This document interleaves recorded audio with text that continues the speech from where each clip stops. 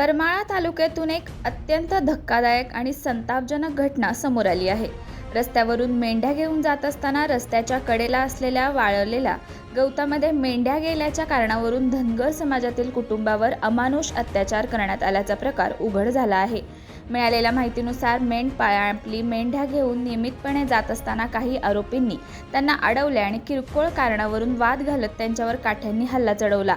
या हल्ल्यात 4 ते 5 मेंढपाळांना बेदम मारहाण करण्यात आली आहे। एवढंच नव्हे तर एका वृद्ध महिलेलाही निर्दयीपणे मारहाण करून रक्तबंबाळ करण्यात आले। या घटनेतील सर्वात गंभीर बाब म्हणजे एका अल्पवयीन मुलीशी आरोपींनी गैरवर्तन केले आणि तिचे कपडे फाडल्याचा आरोप आहे। घटनास्थळी आरोपी अत्यंत आक्षेपार्ह भाषेत बोलताना दिसत आहेत। या संपूर्ण प्रकाराचा व्हिडिओ सध्या समोर आला असून त्यामध्ये आरोपी पाटलाला फोन करा असे म्हणताना ऐकू येतात। तसेच गंभीर धमक्याही देण्यात आल्याचे दिसून येते।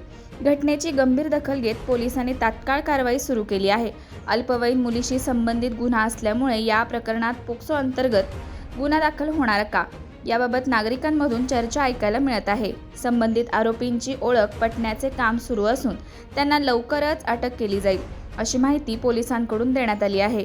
करमाळ्यातील ही घटना समाजमन हादरवणारी असून अशा प्रकारच्या गुन्ह्यांवर कठोर कारवाई होणे गरजेचे आहे। या प्रकरणात पुढे काय घडामोडी होतात याकडे सर्वांचे लक्ष लागले आहे।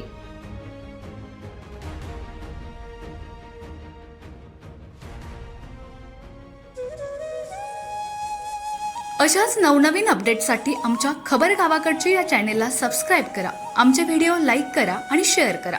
धन्यवाद।